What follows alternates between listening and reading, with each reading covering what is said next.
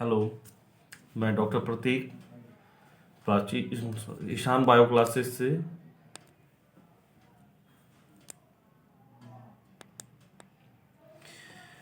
आ, एक लंबे मतलब एक सप्ताह के लगभग एक सप्ताह के गैप के बाद ये मेरा एक नया वीडियो आ रहा है। इसके लिए मुझे खेद है। चलिए फिर भी हम लोग शुरू करते हैं। बीच में होली आ गई थी, इसके चलते हम लोगों का एक सप्ताह का लगभग गैप हो गया वीडियो में। और ये क्लास 8 का किशोरावस्था की ओर ये चैप्टर है जिसको हम लोग लेकर आए हैं। और इससे कोशिश होगी इसको हम लोग पहले की तरह फिर से अच्छे से समझाने की कोशिश करेंगे। किशोरावस्था नाम से पता चलता है कि यंग होने की तरफ, किशोर अवस्था यानी यंग बोलते हैं, टीन एज की तरफ जाने का जो समय होता है उसको हम लोग अध्ययन करेंगे। बाकी हम लोग देखेंगे अलग अलग एज में क्या होता है, लेकिन किशोरावस्था को विशेष रूप से पढ़ेंगे। हम लोगों ने देखा होगा कि आसपास के कुछ बच्चे हैं, अगर कुछ दिन के बाद या आप ही लोग में से क्लास 8 के बच्चे में से कुछ बच्चे कुछ समय पर 3 साल 4 साल पहले मिले होंगे और अचानक से आज मुलाकात हुई, या कुछ भाई बहन भी उस तरह के होंगे जो बाहर रह रहे हैं और अचानक 4 साल के बाद वो घर आ रहे हैं या आप उनके पास जा रहे हैं, तो देखे होंगे कि उनकी लंबाई में परिवर्तन हो गया, उनके चेहरे में परिवर्तन हो गया। चेहरे कहने का मतलब है उनके बनावट थोड़ा विकास हो गया, बड़े लगने लगे। तो हम लोगों को ये समय टाइम टू टाइम हम लोग को देखने को मिलता है। एक एज के बाद दूसरे मतलब 2 साल 3 साल के बाद शरीर में परिवर्तन होता जाता है, उसके लंबाई में वृद्धि होगी, शरीर गठीला होता जाता है, आवाज में परिवर्तन, बहुत सारी चीजें हैं जिनको हम लोग अभी देखेंगे। तो सारे परिवर्तन को देखते हैं हम लोग। तो बहुत सारे लोग हम लोग बहुत दिनों के बाद बड़े लोग मिलते हैं तो बोलते हैं वाह कितने बड़े हो गए हो, चेहरा बदल गया है, अब लंबाई बढ़ गई है, ऐसा सुनने को मिलता है। तो हम लोग अब देखते हैं, अगर उम्र की बात की जाए तो हम लोग सबसे पहले समझना होगा, जैसे हम लोग बात करते हैं जन्म, जैसे बच्चा जो जन्म लेता है उसको इन्फेंट बोलते हैं, नवजात बच्चा। लेकिन जीरो से यानी जन्म लेने से 5 साल के बीच की अवस्था को शैशवावस्था कहते हैं, जिसको इन्फेंट बोलते हैं। जिसमें बच्चा दूध पिएगा, माँ बाप के साथ ज्यादा समय बिताता है। इसके बाद आता है 6 से 11 साल के बच्चे को हम लोग कहते हैं बाल्यावस्था यानी चाइल्डहुड। इस एज में बच्चा स्कूल जाना शुरू कर देता है, पढ़ाई लिखाई शुरू हो जाती है और खुद से बहुत सारे काम अपना करना चालू कर देता है, खाना शुरू कर देता है, पानी लेकर पीना शुरू, मतलब हर काम अपना कम से कम करना शुरू कर देता है। फिर एक उम्र आती है 11 12 से लेकर के हम लोग बात कर सकते हैं 18 19 की उम्र के बच्चे को। तो ये उम्र के बच्चे, इसको कहते हैं हम लोग किशोरावस्था। इस उम्र में बच्चे किशोर हो जाते हैं, किशोरावस्था यानी इसको हम लोग टीन एज भी कहते हैं। ये टीन एज सुनने को मिलता है, टीन एज। तो टीन एज यही है। इस अवस्था में काफी सारी परिवर्तन होते हैं हमारे शरीर में, बच्चों में। जिसके उम्र की बात की हम लोगों ने 11 से 12 और 18 से 19 साल तक के बच्चों में बहुत सारे परिवर्तन होंगे, इसको विशेष रूप से समझना होगा। अभी जो बच्चे क्लास 8 में पढ़ रहे हैं, अभी बस ये भी आप लोग जा रहे हैं किशोरावस्था की ओर, तो आपको जानना बहुत जरूरी होगा। बहुत सारी ऐसी चीजें आपके शरीर में परिवर्तन आएंगी जिससे आप लोग अचानक से घबरा भी जाएंगे, ये हमारे साथ क्या हो रहा है। घबराने की बात नहीं है, ये नॉर्मल सा फेनोमेना है जो हर किसी के साथ होता है और उससे वो गुजरते हैं और आगे बढ़ते हैं। और ये बेसिक फंडा है हम लोग के बॉडी का, जो बहुत जरूरी है। तब तो पता चलता है हम लोग अब यंग हो रहे हैं, मतलब कह सकते हैं जवान होते जा रहे हैं, बड़े हो रहे हैं। अब जनन क्षमता हम लोग में आएगी और शुरू हो जाती है किशोरावस्था में जनन क्षमता। ये सबसे महत्वपूर्ण चीज है। वो जनन क्षमता आने के लिए शरीर में बहुत सारी परिवर्तन होती है, बहुत सारा बॉडी का एक्स्ट्रा फंक्शन होता है, जिससे अचानक से लोग बच्चे और बच्चियां दोनों घबरा जाती हैं कि ये हमारे साथ शरीर में क्या बदलाव आ रहा है। तो इसी को हम लोग इस चैप्टर में काफी अच्छे से समझेंगे। और इस एज के बाद की अवस्था को हम लोग कहते हैं प्रौढ़ावस्था। तो किशोरावस्था और किशोरावस्था और प्रौढ़ावस्था के बीच की अवस्था को हम लोग संक्रमण काल भी कहते हैं। इसमें के बहुत सारे बौद्धिक विकास होते हैं और इसको हम लोग देखेंगे। और उसमें फिर हम लोग काम करना, बहुत सारा चीज है, घर को पालना पोषना, हम लोग इस अवस्था में आते हैं। उसके बाद प्रौढ़ावस्था है, वो एडवांस एज हम लोग का आना शुरू हो जाता है। तो ये बात हो गई अलग अलग काल की, और प्रजनन काल की भी बात कर ली। ये आरंभ हो जाता है हमारा किशोरावस्था में, जो हम लोग कह सकते हैं 11-12 से लेके 18-19-20, इस 19-20 साल तक की उम्र में ये चलता है, ये किशोरावस्था। इसमें शरीर में बहुत सारे परिवर्तन होंगे, और सबसे मेन बात इसमें होता है जनन क्षमता का विकास। अच्छा, किशोरावस्था में होने वाले कुछ परिवर्तन है। अब जब हम लोग इस चैप्टर का मुख्य नाम ही है किशोरावस्था की ओर, तो चले हम लोग किशोरावस्था की ओर हम लोग अध्ययन करें। अपने किशोरावस्था की तरफ हम लोग पीछे जाएंगे, और आप अपने किशोरावस्था को अभी अध्ययन करेंगे। तो इसमें बहुत सारी ऐसी बातें हैं जो किशोरावस्था में उसको एक लिस्ट हम लोग 4-5 पॉइंट में हम लोग उसको पढ़ सकते हैं। किशोरावस्था में परिवर्तन के लिए हम लोग सबसे कह सकते हैं लंबाई में परिवर्तन होना आरंभ हो जाता है। तेजी से लंबाई में परिवर्तन होगा। लंबाई तो बढ़ रही थी, लेकिन अब इस अवस्था में तेजी से परिवर्तन होता है। शारीरिक बनावट, शरीर का बहुत सारा अंग है, उसका जो एक्सटर्नल फीचर जो हम लोग बाहर से दिखता है उसमें परिवर्तन होगा, उसका हम लोग अच्छे से अध्ययन करेंगे। स्वर में, आवाज में परिवर्तन आएगा। अच्छा, स्वेद और तेल ग्रंथियों का स्वेद और तेल ग्रंथि तथा जननांग में, जनन अंग जो हम लोग का है मेल और फीमेल, हम लोग पहले भी पढ़ चुके हैं, और जनन अंग में भी परिवर्तन को हम लोग को देखने को इसमें मिलेगा, तो इसका अध्ययन करेंगे। मानसिक एवं संवेदनात्मक विकास, मानसिक और संवेदना का जो विकास होता है इसी उम्र में होता है। तो चलिए एक एक करके हम लोग समझें। पहले होता है लंबाई में। बच्चे, इन्फेंट जो थे हम लोग, जो 0 से 5 इयर्स की बात किए थे, फिर चाइल्डहुड में, इसमें बच्चे धीरे धीरे धीरे धीरे करके वृद्धि करते, लेकिन जैसे किशोरावस्था में आते हैं इनकी लंबाई में तेजी से वृद्धि होती है, और एक निश्चित लंबाई, मतलब जो मनुष्य की लंबाई लगभग 5.5 से 6 नॉर्मल माना जाता है, और 6.5 से 7 मतलब एवरेज बहुत मतलब है, लेकिन 6 तक लोग ज्यादातर आराम से मिल जाते हैं, और बहुत एरिया विशेष के हिसाब से 6 से 6.5 तक भी लोग जाते हैं, और 7 रेयर देखने को मिलता है। तो लंबाई में परिवर्तन होगा। जब लंबाई में परिवर्तन हो रहा है, इसका मतलब शरीर में जो वृद्धि हो रही है, तो इसका मतलब हड्डियों में विकास। हमारे शरीर की लंबाई अपने हड्डियों से विकास पर निर्भर करता है। जिसकी हड्डियां जितना ज्यादा विकास करेंगी, उसकी लंबाई उतनी ही तेजी से उतना ही बढ़ता है। तो इसका मतलब है लंबाई में वृद्धि का सीधा मतलब हड्डियों के विकास से है, हड्डियों की लंबाई में वृद्धि होती है। और अगर हम लोग बात करें इनिशियल स्टेज में, शुरुआती दौर में देखें, तो लड़कियां जो हैं लड़कों से काफी तेजी से ग्रोथ करती हैं। जैसे 8 साल का, अगर 12 साल की लड़की है, 12 साल का लड़का है, तो 12 साल की लड़की ज्यादा बड़ी दिखाई देगी, उनमें वृद्धि ज्यादा तेजी से होती है। और दूसरा है कि लंबाई हर बच्चे का एक जैसा नहीं हो सकता है, सारे बच्चों में वृद्धि अलग अलग होगी। कुछ बच्चों में कुछ बच्चे बड़े होकर के उनके किसी का 5 फीट रह जाता है, कोई 6 फीट जाते हैं, कोई 5.5 फीट। ये डिपेंड करता है अनुवांशिक गुणों पे, माता पिता पर।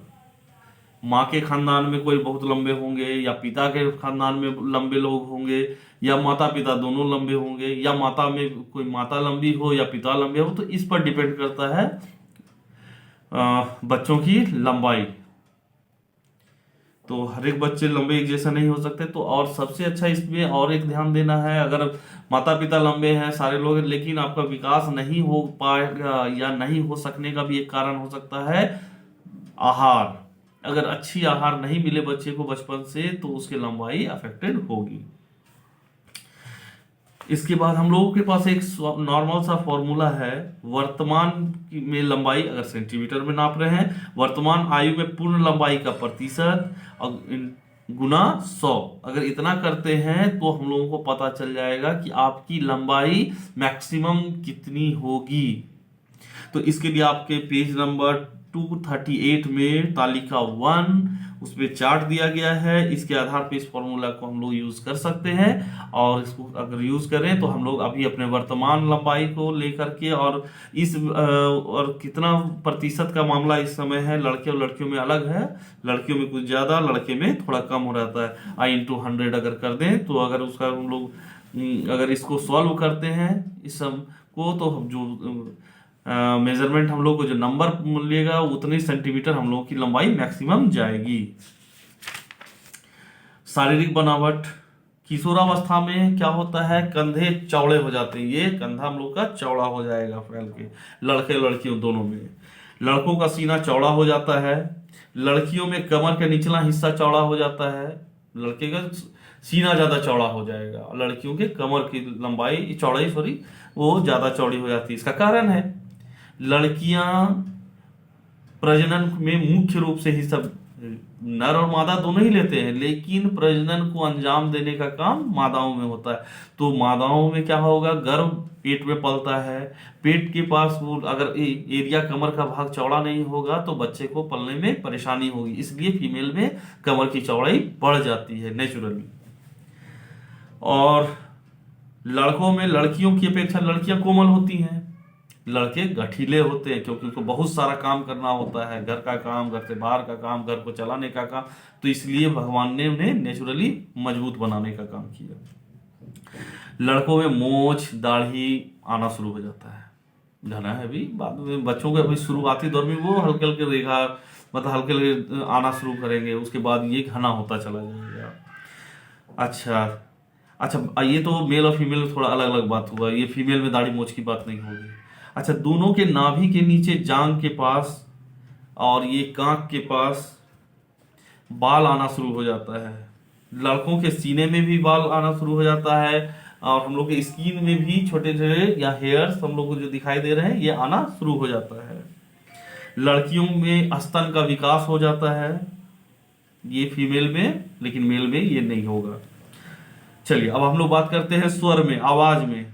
जैसे इस उम्र में आते हैं तो हमारे यहाँ पे स्वर यंत्र देखे लड़कों में ज्यादा प्रोमिनेंट होगा, ये लड़कियों में कम होता है।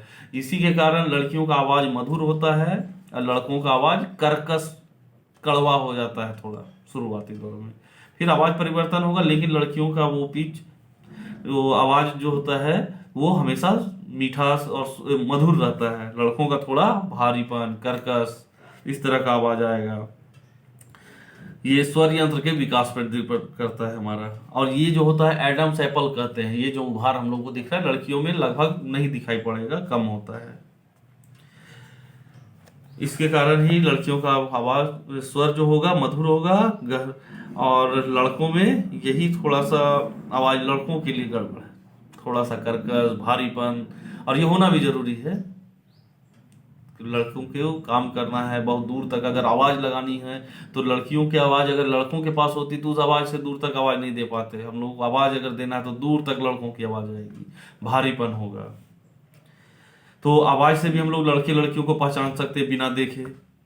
अच्छा, श्वेत एवं तैल ग्रंथि और जननांग में विकास की बात करें तो श्वेत ग्रंथियों जिसके चलते चेहरे में जिस समय यंग हो रहे होते हैं, टीन एज में आते हैं, तो उस समय चेहरों में गाल में दाना दाना, यहाँ पे फ्रंटल साइड में, ये फ्रंटेलिस मसल का नाम है फ्रंटेलिस, अब फ्रंटल साइड में है इसलिए फ्रंटेलिस मसल। हम लोग बाद में डिपेंड, हम लोग क्योंकि हम लोग को एकदम हाई स्टडी करना है, जो बुक्स कर रहे हैं ठीक है, उसके अलावा भी हम लोग को एक्स्ट्रा जानना चाहिए।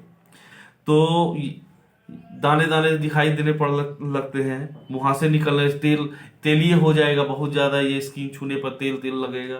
तो ये समझ लेना है कि हम लोग का ये समय चल रहा है किशोरावस्था का, टीन एज का, और इस अवस्था में ऐसा होगा। तो बहुत ज्यादा मेडिसिन क्रीम लगाने की जरूरत नहीं है उस समय। हम लोग चाहे तो ठंडे पानी से और आइस का प्रयोग करें तो ये दाना दाना हम लोग के गाल का और ये इस एरिया में जो निकलता रहेगा तो वो लगभग ठीक हो जाता है। और सूखने पर हल्का हल्का काला भी पड़ने लगता है वो तो उसको जितना हम लोग अगर खुरेदेंगे तो उतना ही ज्यादा वो परेशानी करेगा। और आते हैं अब जनन अंग। तो किशोरावस्था में मानव जनन अंग के रूप में विकसित होकर परिपक्व हो जाता है। अब मेल से लड़कों में अब शुक्राणु का अब प्रोडक्शन होना शुरू हो जाएगा और लड़कियों में अंडाणु का। तो वो एक जाहिर सी बात है, अब शुक्राणु बन रहा है अगर बहुत ज्यादा होगा तो शरीर से हर चीज एक्स्ट्रा होने पर निकलता है। तो शुक्राणु शिशन के माध्यम से बहुत तेज गति से बाहर निकलता है, निमोचित होगा, बाहर निकलेगा।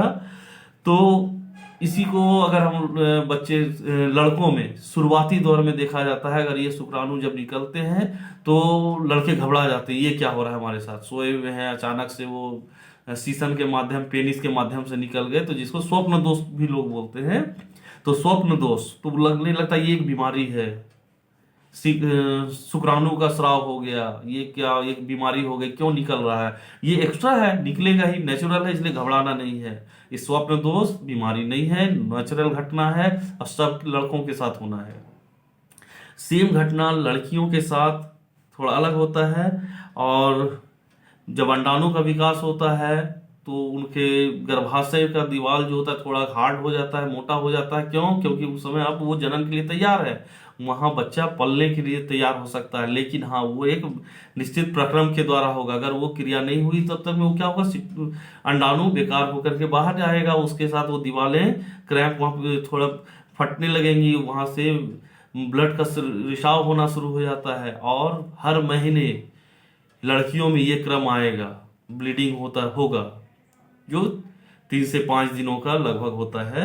और ये पहले शुरुआती दौर में जब होता है तो लड़कियां परेशान हो जाती हैं, इनके साथ क्या हो रहा है, तो माताएं बहनें उनको घर में बताती हैं, समझाती हैं, दीदी दादी जो भी हो समझाएंगी। तो और आप लोग किताब में भी पढ़ रहे हैं, आप समझना है, ये बहुत टिपिकल चीज नहीं है, ये हर लड़कियों के साथ, हर औरत के शुरुआती जीवन में होता है, और ये बहुत जरूरी है, नहीं तो फिर जन्म संभव ही नहीं होगा। तो इसे हम लोग ऋतुस्राव कहते हैं, और ये साइकिल हर महीने होगा, इसलिए इसका नाम मेंस्ट्रुएशन साइकिल यानी एमसी बोलते हैं, मेंस्ट्रुएशन साइकिल होगा, ये हर महीने होना है। और मानसिक और संवेदनात्मक विकास, इस समय में लोग ब्रेन अब मैच्योर होता है, लड़कपन खत्म होता है, समाज के प्रति हम लोग अब खुल मिल जाते हैं, जागरूक हो जाते हैं, सामाजिक कार्य में मिल जाते हैं, धार्मिक कार्य में हम लोग इन्वॉल्व होना शुरू हो जाते हैं, गरीबों और इस सब के बीच में हम लोग अपना काम योगदान देना शुरू करते हैं, संवेदना हमारे अंदर काफी जागृत हो जाती है। तो हम लोग तत्काल इतना ही पढ़ें, हम लोग इसके साथ हम लोग लगता है नेक्स्ट वीडियो में इसको हम लोग समाप्त कर लेंगे। तब तक के लिए बाय बाय।